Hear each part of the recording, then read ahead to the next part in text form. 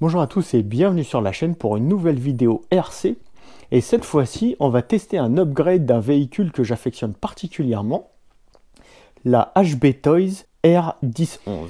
Alors cette HB Toys R1011, pardon, qu'est-ce que c'est? Eh ben c'est un upgrade assez attendu, on va dire, de leur précédente R1001, qui elle-même est un knock-off, comme disent les Américains, donc qui est ni plus ni moins qu'une copie du Traxxas TRX4. Alors, donc comme je vous disais, R1011, disponible donc en plusieurs coloris, la 11 la grise, la 12 la orange, la 13 la bleue et la 14 la rouge. D'un point de vue boîte, bah franchement la boîte elle envoie, c'est assez joli, c'est vrai, ils font vraiment des efforts maintenant les Chinois. Ces marques chinoises de RC font vraiment des efforts sur les boîtes, on a des boîtes qui donnent vraiment envie. Donc, toujours le fameux Wilderness qu'on voyait aussi sur le R1001. Donc on est sur du RTR, donc du 4 roues motrices, 18 km/h en max speed. On est waterproof IPX4, ça c'est pas mal. On a une radio en 2,4 GHz et bien entendu on est sur du 1 dixième, donc du crawler 1 dixième. J'ai pas forcément besoin de vous le préciser. Alors sur le reste de la boîte, bah, il y a juste les différents coloris. De ce côté-là de la boîte, comme je vous ai déjà montré, il y a juste les différentes versions de couleurs.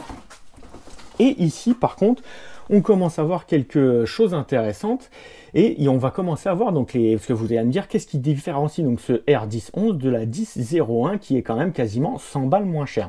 À savoir donc que la 1001 maintenant on la trouve aux alentours des 200 et quelques euros et la 1011 maintenant c'est plus aux environs des 300 et quelques euros.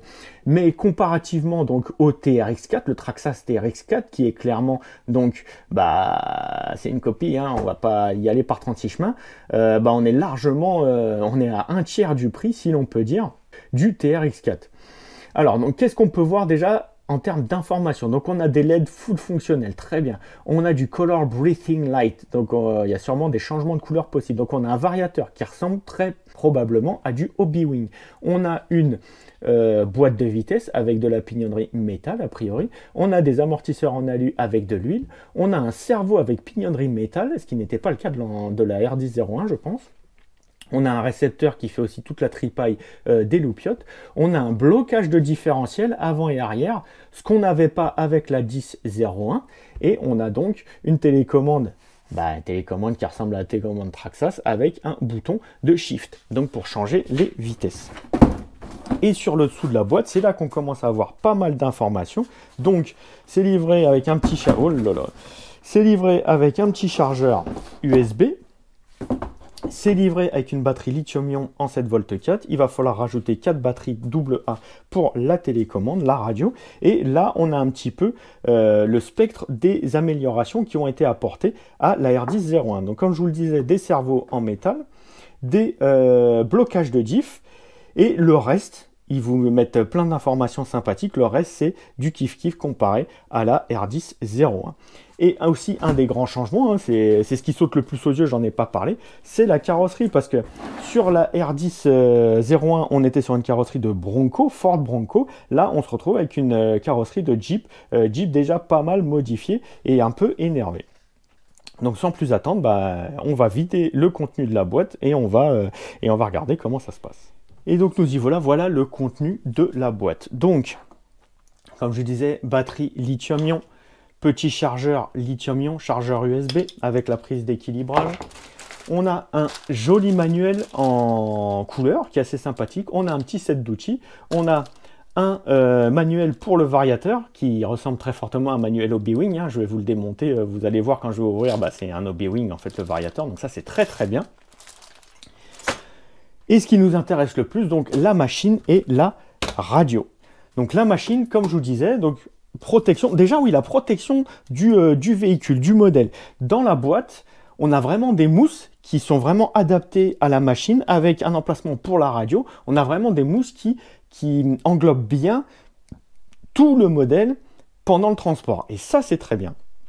Et en plus, ils nous ont mis un petit film plastique là pour éviter donc de rayer la carrosserie durant le transport. Et ça, c'est pas mal parce que souvent, trop souvent, quand on a les voitures qui arrivent, les carrosseries sont déjà toutes rayées, toutes mates, parce qu'à force d'être frottées et d'être rayées. Donc ça prouve bien un souci qualitatif apporté au véhicule. Maintenant, alors ça reste du cheap comparé au prix du matériel sur lequel ça a été copié, mais c'est vrai qu'on peut plus forcément parler de chips sur des machines à 300 €. Bon, on n'est pas sur des machines à 60 balles, quoi. Donc, déjà, d'un point de vue extérieur, on va regarder la carrosserie. Si j'arrive à retirer le plastique, ah bah dis donc, ça colle bien, hein.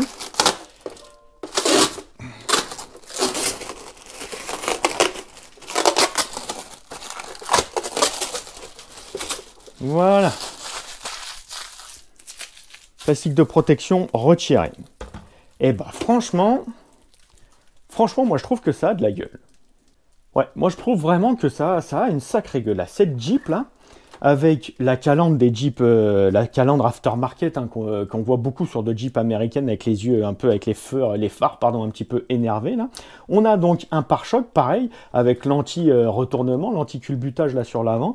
On a des shackles comme ils disent en anglais, donc des anneaux d'amarrage là qui sont rouges là, qui sont mis sur le pare-choc. Alors tout est en plastique bien entendu, mais franchement c'est vraiment sympathique, c'est du plus bel effet. On a une carrosserie qui est mine de rien très détaillée. Sur l'arrière, on a un bumper pareil type aftermarket qu'on peut voir aux US. On a une roue de secours, une vraie roue de secours si l'on peut dire. Sur le côté, donc, qu'est-ce qu'on retrouve? Eh ben, on retrouve pas mal de petits accastillages qu'on n'avait pas sur le Bronco, donc sur le 1001, avec des petites nourrices à carburant là, juste. Alors c'est juste pour le style, mais ça donne de la gueule. Une petite pelle. On a donc les poignées, les rétroviseurs, bien entendu. On a les ailes.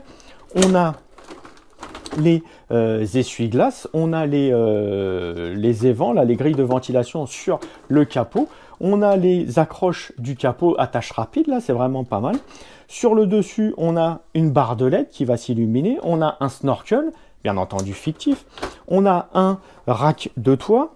Sur l'arrière, donc comme je vous disais, la roue de secours avec le troisième feu stop et son support. Je ne pense pas que le troisième feu stop s'allume, mais il y a une espèce de lentille rouge. Par contre, les feux arrière, eux, vont s'allumer. De l'autre côté, on a une pseudo-échelle pour accéder au toit. Échelle qui a l'air fonctionnelle, hein, vous voyez, ça se balade là. C'est franchement, le niveau de détail apporté à la carrosserie est vraiment bon. Franchement, c'est vraiment pas mal. Alors, la télécommande, on va en parler brièvement, on en parlera un petit peu plus tout à l'heure. Donc, la télécommande, la radio, bah pareil, un copie conforme Traxxas, si l'on peut dire. Ça fonctionne avec 4 piles AA. Vous avez donc le gros interrupteur rouge là, c'est pour changer les vitesses, donc gamme courte, gamme longue. Vous avez les lumières, donc un interrupteur de lumière, un interrupteur setup, je sais pas trop à quoi ça sert, il va falloir qu'on regarde le manuel, l'interrupteur on-off, votre trim des gaz, votre trim de la direction, un bouton pour inverser le cerveau de direction, bien entendu votre gâchette, votre roue, la roue standard des télécommandes des radios Traxxas, et sur le dessus, chose que n'a pas l'ancienne version, donc la 16001, c'est les channel 6 et channel 4, donc 4 et 6, qui vont vous permettre donc de bloquer les différentiels avant et arrière. Donc, bien entendu, un copie Traxxas, la télécommande, donc qui est confortable, qui est fonctionnelle, on la prend bien en main, elle est légère, elle tient bien, elle est fonctionnelle, elle a toutes les infos qu'il faut et tous les boutons qu'il faut. Voilà, on prend une bonne recette et on la copie. Hein. J'ai envie de dire, rien à dire de particulier sur cette télécommande, hormis qu'elle fait très bien le job. Donc on revient sur le véhicule. Donc pour retirer la carrosserie, c'est avec des clips.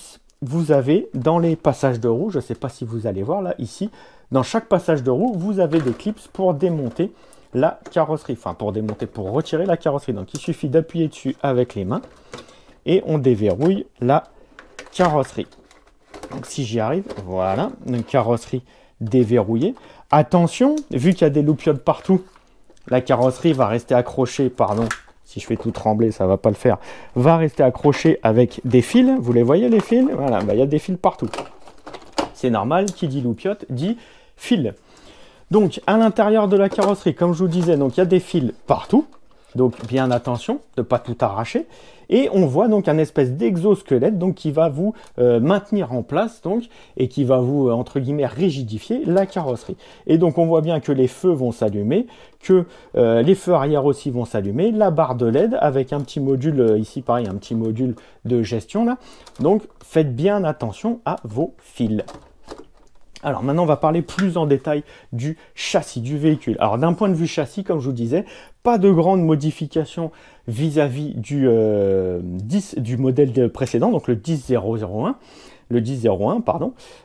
Si vous voulez vraiment beaucoup plus de détails, je vous invite à aller voir la vidéo que j'avais faite sur le 1001, pardon. Donc on va commencer par les pneumatiques. Donc des jantes en plastique, pas beadlock, qui sont assez sympathiques. Des pneus qui sont assez souples, avec un profil qui a l'air de gripper assez bien. On est sur des crampons qui grippent bien du caoutchouc. Par contre, j'ai l'impression qu'on n'a pas ou très peu, pour moi, il n'y a pas de mousse. Il n'y a pas de mousse à l'intérieur des pneus. Alors du coup, c'est bien parce que ça va faire des pneus qui épousent bien le relief, si l'on peut dire. Mais ça aurait été pas mal de mettre un petit peu...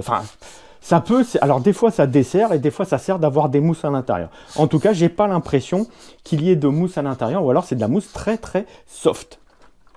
D'un point de vue transmission, on reste également sur les mêmes standards. Donc on a du 4-link comme ils disent les Américains, donc c'est du 4-link, des bras donc de maintien des trains. Vous avez vos axles en américain, donc vos ponts avant et arrière avec les portes à l'axle comme ils appellent ça, donc avec un renvoi d'angle pour gagner donc en garde au sol. Vous avez des cardans en plastique. Les links sont eux en aluminium. Vous avez, ce qui est chose intéressante, vous voyez là les petites gaines là, vous avez donc des blocages de différentiel avant et différentiel arrière, ce que n'avait pas la 1001, donc blocage de diff. Ça c'est bien. Vous avez le même châssis poutre métallique. Sur l'avant, vous avez donc votre système de direction donc standard hein, avec les 4-link, avec les lignes, pardon, la barre de panhard, votre cerveau qui est fixé sur le châssis, qui n'est pas donc sur les ponts. Et donc à l'intérieur, qu'est-ce qui change? Donc comme je vous le disais, donc un variateur Hobbywing, ça c'est très bien. Parce que ça, c'est un gage de qualité, si l'on peut dire. Alors, c'est du Hobbywing OEM, il n'y a pas écrit Hobbywing dessus, mais on voit clairement que c'est du Hobbywing, ou du moins une copie très ressemblante au Hobbywing. Sur l'avant, on voit qu'on a une petite plateforme pour fixer, si l'on le désire, avec des petits straps là, pour fixer une batterie, donc plus petite, mais une batterie sur l'avant. On a un emplacement ici. On a donc un cerveau pignonnerie métallique, d'après la publicité, si je peux appeler ça comme ça. Vous avez bien entendu donc votre moteur, type 550, moteur à charbon, moteur brushed, avec votre boîte de vitesse. Les petits cerveaux ici, là, donc ici c'est le cerveau de changement de vitesse, donc gamme courte, gamme longue, et ici vous avez les deux petits cerveaux de blocage de différentiel, ce qui n'est pas et ce qu'il n'y a pas donc sur la version 10.01. Votre support batterie. Ici, vous avez toute la tripaille, donc récepteur, et qui va gérer tout l'allumage de toutes les loupiottes. Vous avez donc cette protection là de châssis, si l'on peut dire, qui va vous éviter donc les salissures et éviter, tout du moins limiter les salissures et les éclaboussures à l'intérieur du châssis. Et bien entendu, je vous en ai pas parlé, mais donc des amortisseurs en aluminium qui sont remplis d'huile, donc des amortisseurs hydrauliques avec un corps en aluminium. D'un point de vue amortissement, on est assez souple, donc ça a l'air de présager du bon, si l'on peut dire. Une bonne articulation des trains. D'un point de vue croisement de pont, c'est pas déconnant. On va regarder ça plus en détail tout à l'heure, donc avant d'aller rouler cette R1011, pardon. Donc je vous montrerai un peu plus en détail le croisement de pont, mais on a l'air pas trop mal niveau croisement de pont. Donc non, clairement, ça présage du bon. Ça a l'air d'être... Déjà, la R1001, donc la précédente version, était déjà une très bonne machine qui était accessible et qui l'est toujours d'ailleurs. Celle-ci, donc on augmente le niveau budgétaire légèrement. Par contre, on est sur un autre step de fonctionnalité. Donc pour ceux qui avaient l'impression, enfin pas qui avaient l'impression, pour ceux auxquels manquaient les fonctionnalités du TRX4, vous avez ici donc un full TRX4 sans rabais, on va dire, sans tailler dans le vif comme l'a fait avec l'ancienne version ou qui faisait l'impasse sur certaines fonctionnalités du TRX4 originel. Ici, on est vraiment face, n'ayons pas peur des mots, on est vraiment face à une copie, alors j'irai pas jusqu'à dire conforme, mais on est face à une copie du TRX4 avec toutes les fonctions qui ont fait le succès du TRX4. Donc carrosserie remise en place. Donc oui, comme je vous disais, donc différentiel ouvert, hein, bien entendu. Vu qu'on a un blocage de diff, c'est l'avantage. Donc là, on a des différentiels qui sont ouverts. Donc avant d'aller rouler, bah écoutez, on va regarder déjà ce que ça donne niveau éclairage. Déjà niveau comment ça se comporte niveau éclairage. Chose intéressante, on a un interrupteur pareil qui est sur l'arrière. Donc pas besoin de retirer. Alors, bien entendu, pour brancher la batterie, il va falloir retirer la carrosserie. Mais sinon, on a un petit interrupteur sur l'arrière. Donc on allume la radio. On allume le véhicule et voilà, tout vient à la vie. Et donc là, on va pouvoir faire un peu le tour de ce qui se passe en termes d'éclairage. Alors déjà, en termes d'éclairage, qu'est-ce qu'on a? Donc on a la fameuse barre de LED, on a les feux de jour, on a un Angel Eyes à l'intérieur des feux avant, avec une loupiote à l'intérieur, je pense qu'il va s'allumer avec les modes de lumière. Et on a donc les feux arrière, mais pas le feu stop, comme je vous disais. Alors, qu'est-ce qui se passe quand on va actionner la direction? Vous voyez, il y a les clignotants qui s'allument. Donc, il y a bien une gestion des clignotants sur la télécommande. Donc, à l'avant comme à l'arrière, je pense. Voilà. Ça, c'est plutôt pas mal. Si on freine, du coup, on recule, on a les feux de recul qui s'allument. Ça, c'est plutôt pas mal. Le feu stop ne s'allume pas parce qu'il n'est pas câblé, bien entendu. Sur l'avant, il ne se passe rien quand on freine ou quand on accélère. Par contre, si on appuie sur le petit bouton Light de la télécommande, on va voir qu'est-ce qui se passe. Donc là, on éteint les feux de jour. Là, on est en mode clignotant avec les warnings. Là, on a juste les Angel Eyes. Donc, a priori, pas de possibilité d'avoir les... Alors là, en clignotant, vous avez tout qui s'allume avec les phares, mais pas de possibilité d'avoir les phares d'allumer en continu. Ok. Alors, d'un point de vue, ce qui nous intéresse, donc les verrouillages de différentiel. Donc là, comme je vous disais, le bouton pour changer de vitesse. Donc gamme courte, gamme longue. Vous entendez le petit cerveau là? Donc ça, c'est le cerveau de la boîte de vitesse qui va changer donc votre gamme de votre vitesse d'avancement. Et ici, donc, là, ça bouge. Donc blocage de diff arrière avec une petite loupiote qui s'allume sur la télécommande. Ça, c'est bien. Donc ça, vous savez si vous êtes en diff bloqué ou pas. Ça, c'est vraiment pas mal. Et donc, du coup, pareil pour le diff avant. Vous choisissez de bloquer différemment le diff avant et le diff arrière sur la télécommande. Et bien, franchement, c'est vraiment pas mal. C'est vraiment un update que moi, j'attendais vraiment sur cette ancienne version, on va dire, de la 10 R10.01. Bon, bah maintenant, qu'est-ce qu'il nous reste à faire? C'est d'aller rouler et voir comment se comporte en dynamique cette R10.11. Allez, le grand moment est arrivé. Donc, la batterie est full chargée, la télécommande a des piles. Petite mise à jour, je vous disais tout à l'heure, là, quand je vous ai montré les différentes positions des loupiotes. En fait, le deuxième bouton, je vous disais que les phares ne s'allumaient pas sauf en clignotant. Et en fait, c'est en appuyant sur le deuxième bouton qu'on vient allumer ou éteindre les feux avant. Donc bah écoutez, là ça y est, on va voir ce que ça donne. Donc là, vitesse courte, on va dire, on est sur le pont court. Si on le passe en pont long, donc vitesse rapide, ça va beaucoup plus vite déjà. Donc en vitesse longue, ouais, ça va beaucoup plus vite. Enfin, beaucoup plus vite. Pour un crawler, c'est déjà largement suffisant comme vitesse parce que c'est un coup à se retourner si on prend des virages un peu trop secs, voilà, par exemple. Donc vitesse rapide, enfin sur le pont long, attention donc au retournement. Hein. Je l'ai fait volontairement, mais vous voyez bien donc que ça se retourne hein, sans problème. C'est pas fait forcément pour ça un crawler. Hein. Mais ça vous permet donc, si vous avez des liaisons, hein, entre guillemets, à faire entre deux obstacles, entre deux terrains, on va dire, vous pouvez vous mettre donc en pont long et ça vous permet donc d'aller plus vite. Là, on va le remettre en pont court et on va vraiment essayer de voir un peu les capacités de franchissement de ce crawler. Donc là, on est en 4 roues motrices, bien entendu. Par contre, les deux ponts sont déverrouillés, les deux ponts sont ouverts.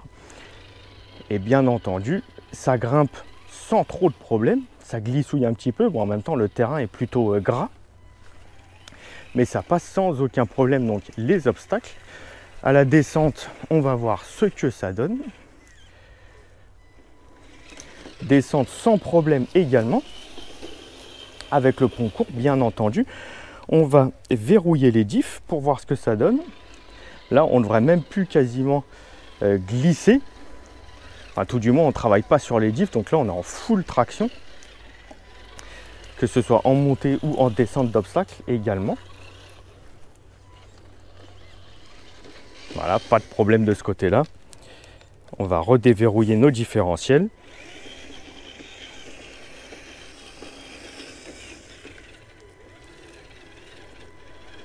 Voilà, vous voyez, ça glissouille un petit peu. On va verrouiller nos diffs pour voir si c'est mieux. Et là, vous voyez, on arrive à gravir. Donc l'obstacle, c'est très gras. Hein. Donc en verrouillant les diffs, ça évite que les roues glissent. Et donc ça nous permet donc de gravir les obstacles un petit peu plus complexes, si l'on peut dire, avec ce TRX4.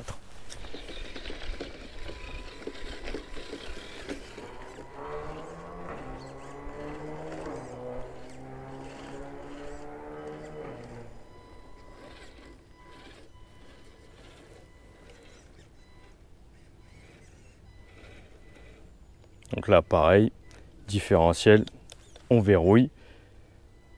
Et tout de suite, ça tractionne tout de suite. Et ça nous sort donc de positions un peu difficiles. La full accélération.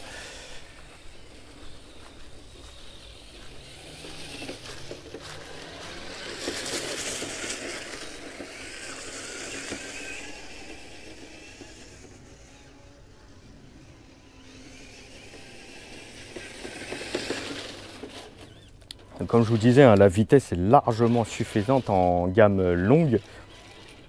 Là, on va essayer de monter un peu sur les pierres. Bon, c'est pas du tout un obstacle, on va dire, proportionnel ou fait pour le véhicule, mais on va voir ce que ça donne quand même.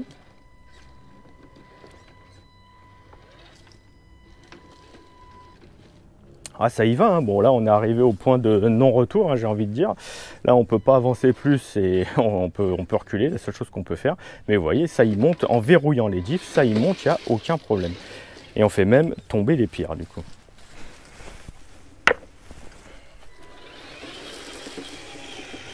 Alors après, j'ai pas forcément de terrain adapté au crawling, hein, encore une fois.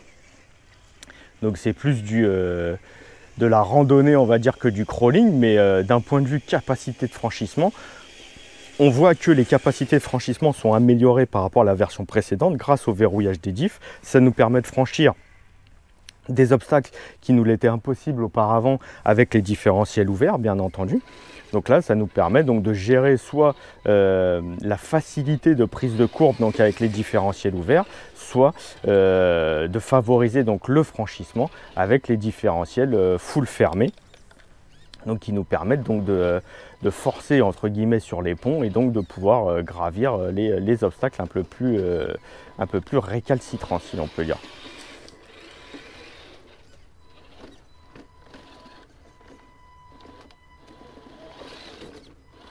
Alors après, il va falloir jouer sur la qualité des pneumatiques et la souplesse des pneumatiques pour pouvoir essayer d'avoir plus de grip et donc de pouvoir améliorer encore une fois les capacités de franchissement de l'engin.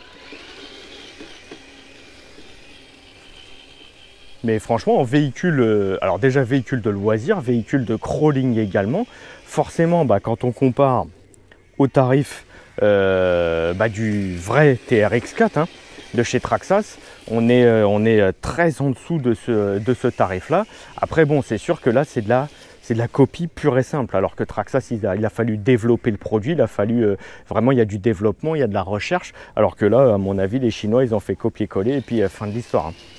Donc forcément, le budget de développement est bien entendu moindre et ça permet de sortir des véhicules à des tarifs beaucoup plus avantageux et donc de pouvoir s'offrir entre guillemets une clientèle qui a moins de moyens que les personnes qui achèteraient du Traxxas. Parce que, pour moi, de mon point de vue, les personnes qui achèteraient du Traxxas, qui ont les moyens de s'acheter du Traxxas, pour moi, ils achèteront du Traxxas de toute façon pour avoir la marque et la qualité entre guillemets Traxxas. Par contre, ça permet donc, encore une fois, je ne suis pas en train de favoriser ou de vanter le copiage ou les copies chinoises ou quoi que ce soit, mais je pense sincèrement que ça peut permettre à certaines personnes qui ont moins de moyens de pouvoir s'offrir des véhicules, mine de rien, de qualité, avec des vraies capacités et performances techniques pour un budget, encore une fois, moindre. Alors, je vous avais dit qu'on regarderait le croisement de pont, comment ça s'organise. Alors, le croisement de pont, comment ça s'organise? Donc, on va lever la roue arrière au maximum. Et là, le train avant touche encore. Donc là, on est en croisement de pont maxi sur l'arrière. Et si on fait de même sur l'avant, on se retrouve donc avec un croisement de pont maxi sur l'avant. Donc là pareil, j'ai mon essieu arrière qui touche et j'ai mon croisement de pont maxi donc sur l'avant. Donc c'est vraiment pas dégoûtant, ça vous permet donc d'attaquer de front ou pas d'ailleurs des obstacles de comment dire, de taille assez conséquente. Encore une fois, sortie de boîte, hein, parce que là il est clairement sorti de boîte le truc, je n'ai rien fait du tout. Donc non, clairement, quand on met en relief, quand on met en perspective donc le prix, les capacités techniques et la gueule du produit, pour moi, oui, vous ne pouvez pas vous tromper. Enfin, c'est une sacrée bonne affaire, ou tout du moins, si vous êtes à la recherche d'un produit de ce type, allez-y les yeux fermés. Honnêtement, c'est une super bonne machine qui a de la gueule, qui est performante. Alors oui, c'est une copie, je ne vais pas vous dire le contraire. Donc ça peut poser des problèmes d'éthique et des problèmes de copyright, entre guillemets. Mais moi franchement à ce prix là, chopez-les tant que vous pouvez, parce que à mon avis en plus ça doit être compatible avec soit toutes les pièces Traxxas, soit une grosse partie des pièces Traxxas. Donc non, clairement pour moi c'est une très bonne affaire. Nous voici donc arrivés au terme de cette vidéo. Je vais vous mettre le lien encore une fois pour ceux que ça intéresse dans la description de la vidéo pour cette voiture, avec des codes de réduction si j'en trouve bien entendu. Encore une fois, merci à vous d'avoir regardé cette vidéo. Abonnez-vous et cliquez sur like, c'est gratuit et sincèrement ça m'aide vraiment beaucoup. Allez faire un tour sur mon compte Instagram pour avoir des photos et des vidéos en avant-première. Activez les notifications pour ne jamais rien louper et on se retrouve très bientôt dans la prochaine vidéo. Allez, salut. Even when you feel low, you can still go. Even when you feel slow, you can still go. Even when there's no hope, you can still go. I never answer to no, man, I still go. Go, go, go, go, go, go.